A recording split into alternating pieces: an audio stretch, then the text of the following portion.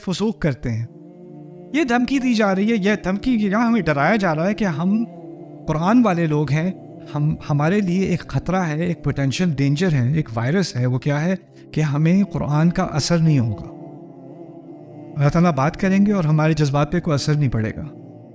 اور یہ ہم سے پہلے کچھ لوگ تھے جن کو اللہ کا کلام دیا تھا, ان پر بھی یہ وقت گزرا ہے. بہت عرصہ گزرنے کے بعد ان کا تعلق ان کی کتاب کے ساتھ ایک مصنوعی سا ہو گیا.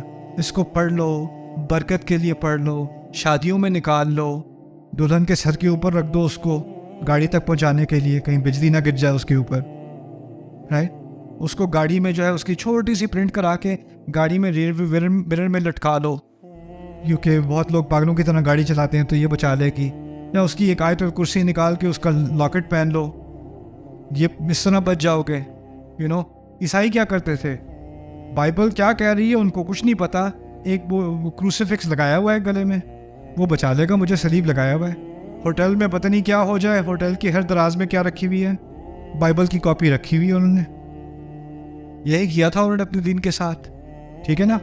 یا گھر میں جا کے پینٹنگز لگائی ہوئی ہے جیزس کی, آرٹ لگایا ہوا ہے جیزس کا. ہم کیا کرتے ہیں, پینٹنگ لگا دیتے ہیں آیت کی, بڑی سی پینٹنگ لگائی ہوئی ہے, والعصر ان الانسان لفی خسر, ٹی وی کے سامنے.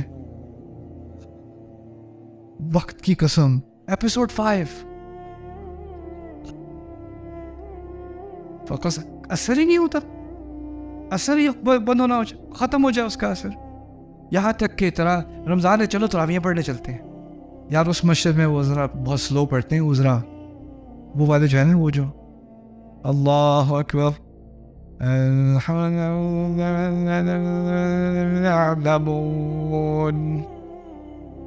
انہیں ہم کہتے ہیں یعلمون تعلمون حفاظ.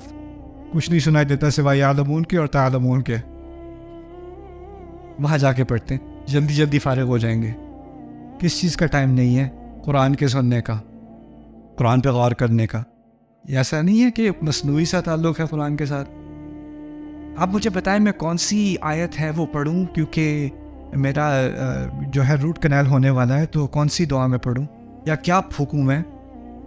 قرآن پھونکنے کے لیے رہ گیا ہے, بس یہ پھونکنے کے لیے رہ گیا ہے, کوئی بیمار پہ پڑھنے کے لیے رہ گیا ہے.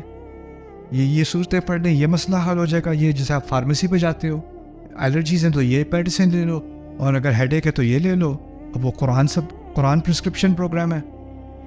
وہ کیا بات کر رہا ہے, کیا بات سمجھا رہا ہے, کس شخصیت کی طرف مجھے لانے کی کوشش کر رہا ہے, کن جذبات میں وہ میرے کن جذبات پر اثر کرنے کی بات کر رہا ہے, اس سے مجھے کوئی لینا دینا نہیں.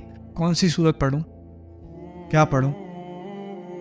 لوگ کہتے ہیں جب بچہ ہو رہا ہو کسی کا, پریگننٹ ہو لیڈی, کہتے ہیں سورہ مریم پڑھو کیونکہ اس میں پریگننسی ہے. کیا, تو وہ بیٹھی لیبر اس کی ہونے لگی ہے, وہ کہہ رہی ہے یا لیتنی متو قبل ھذا, کاش میں اس سے پہلے مر گئی ہوتی. آیت ہے سورہ مریم کی. قرآن کو اللہ پڑھے, سوچ کے پڑھے. بار بار کہا ہے لعلکم تعقلون, لعلکم تعقلون, لیدبروا, تاکہ تم سوچو, تاکہ تم سوچو, تاکہ تم سوچو. عجیب بات ہے, ہمارے کلچر ساؤتھ ایشیا میں ہم نے کیا کیا, ایک دو صورتیں نہیں ہیں اور ان سے ہمیں بہت محبت ہے. آیت الکرسی سے بہت محبت ہے, ہونی بھی چاہیے. سورۃ الرحمن سے بہت محبت ہے. سورہ یاسین سے بڑی محبت ہے. سورہ یاسین کے شروع میں کہا ہے وَجَعَلْنَا مِن بَيْنِ أَيْدِيهِمْ سَدًّا وَمِنْ خَلْفِهِمْ سَدًّا. ان کے آگے دیوار, ان کے پیچھے دیوار, ان کو ڈھکا ہوا ہے. ان پہ تو کوئی فرق ہی نہیں پڑتا. ان کو دھمکی دو یا نہ دو, ان کو ڈراؤ یا نہ ڈراؤ, مانتے ہی نہیں ہیں, ایمان ہی نہیں لائیں گے. ڈھیٹ لوگوں کی بات ہو رہی ہے جن پہ کسی بات کا اثر نہیں ہوتا. عجیب نہیں لگتا کہ ہم ایسی صورت کے ساتھ بے عقلی کر رہے ہیں. جس نے کہا عقل استعمال کرو, جس نے کہا آنکھیں کھولو, دیکھو تمہارے سامنے کیا ہے. جو آنکھیں کھولنے کے لیے قرآن نازل ہوا ہے, لِيُنذِرَ مَنْ كَانَ حَيًّا وَيَحِقَّ الْقَوْلُ عَلَى الْكَافِرِينَ. جو خبردار کرنے آیا ان لوگوں کو جو ابھی بھی زندہ ہے, دل زندہ ہے ان کا, عقل زندہ ہے ان کی.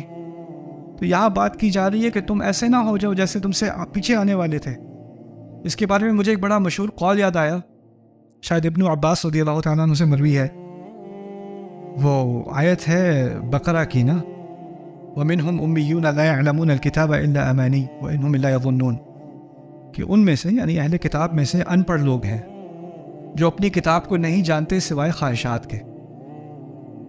بے بنیاد خواہشات کو امنیہ کہا جاتا ہے عربی میں. امنیہ اس کی جمع ہے امانی. تو بس ان کی بے بنیاد خواہشات ہیں، اس کے علاوہ وہ اپنی کتاب کو نہیں جانتے. اس کا کیا مطلب ہے؟ اس کا مطلب ہے ان کو پتہ نہیں ہے تورات میں کیا ہے، لیکن تو اللہ نے تو کہا ہے نا اللہ معاف کرے گا، یہ تو کہا ہے نا.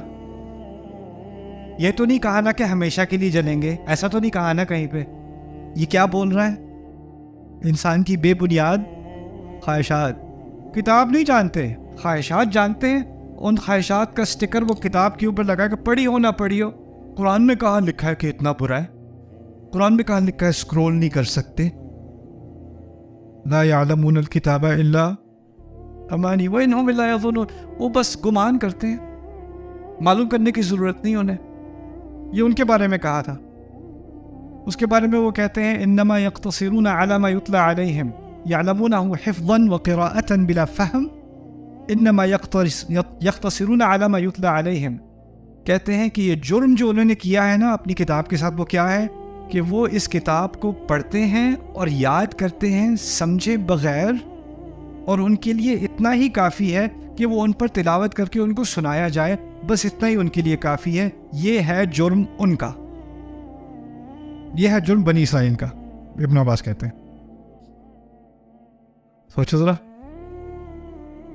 پھر ایک اور عجیب روایت ہے رسول پاک کی صلی اللہ علیہ وسلم، ذاک عند ذہاب العلم، ایسا ہوگا جب علم غائب ہو جائے گا.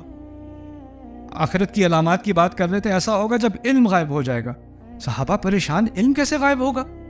انہوں نے پوچھ لیا وَكَيْفَ يَذْهَبُ الْعِلْمُ يَا رسول اللہ، اللہ کے رسول علم صلی اللہ علیہ وسلم علم کیسے غائب ہوگا؟ وَنَحْنُ قَرَأْنَا الْقُرْآنَ، ہم تو قرآن پڑھ چکے. رسول نے علیہ الصلوۃ والسلام یہ نہیں کہا تھا کہ قرآن غائب ہو جائے گا، انہوں نے کیا کہا تھا؟ علم غائب ہو جائے گا. صحابی نے جب علم سنا تو اس کے ذہن میں پہلی چیز کیا آئی؟ قرآن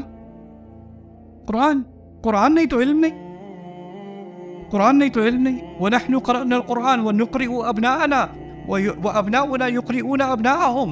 ہم قرآن پڑھتے ہیں، ہم اپنے بچوں کو پڑھاتے ہیں، ہمارے بچے ان کے بچوں کو پڑھائیں گے. کیسے علم غائب ہو جائے گا؟